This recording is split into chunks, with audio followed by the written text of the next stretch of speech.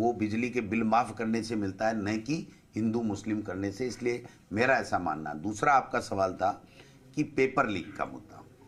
Paper leak के मुद्दे को राजस्थान की जनता ने, युवाओं ने सिरे से खारिज कर दिया कि भारतीय जनता पार्टी के पास में कोई मुद्दे नहीं थे, इसलिए इस प्रकार के मुद्दे बनाने की कोशिश की गई, जिसको नकार दिया गया।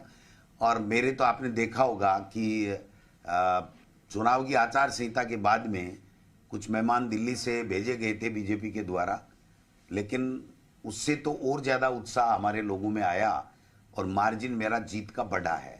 तो आप समझ सकते हो कि वो हर मुद्दे के ऊपर, हर षड्यंत्र में वो फैल हुए हैं और राजस्थान की जनता ने कांग्रेस को पूरी तरीके से समर्थन दिया है और मत दे करके सफल बनाया।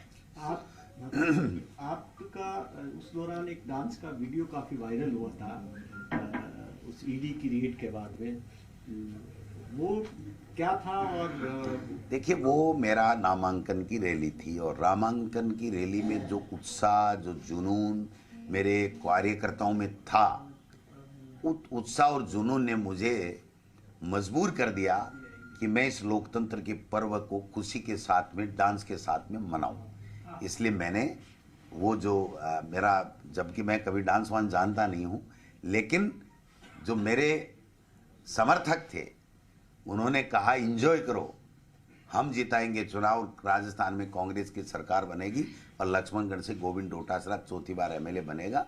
तो उनकी खुशी में खुशी मिलाना मेरा फर्ज था, आज भी है, आगे भी है। जनता के सुख दुख में हम भागीदार बने, यही तो एक जनप्रतिनिधि का सच्चा काम है। अगर उसके तकलीफ होती है तो उसमें आप गम में शरीक हो, उसको ढांढस बनाओ, और वो खुश होती है तो उसकी खुशी में खुशी बांट करके एंजॉय करो, यही तो सही बात है। सर, अब तक का जितने चुनाव देखे गए, जब भी चुनाव होते हैं आपकी पार्टी डरती है कि बीजेपी वाले कई विधायकों को जो जीत के आ रहे हैं उनको अपने साथ में मिला ले।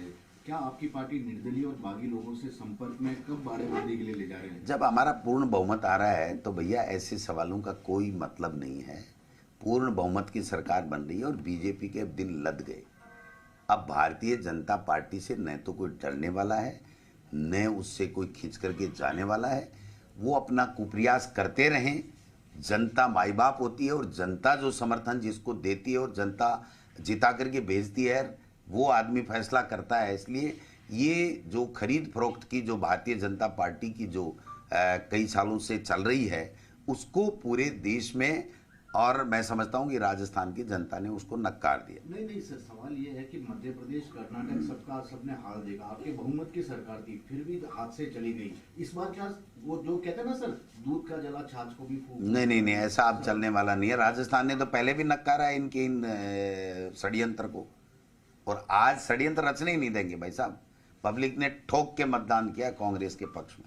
अच्छा, ये जो कह रहे हैं इस बात में कि बात ये नहीं है कि अगर ये जितने जो अगर निर्दलीय या दूसरे दलों के लोग जीत के आ रहे हैं या बागी है ज्यादातर, एक तो क्या आपको लगता है कि वो आपकी विचारधारा से मिलते हुए, और अगर जरूरत पड़ी तो आपको लगता है कि वो आपके साथ खड़े होंगे? वो उनके साथ क्यों खड़े होंगे? उनके पास में कोई चेहरा ही नहीं है।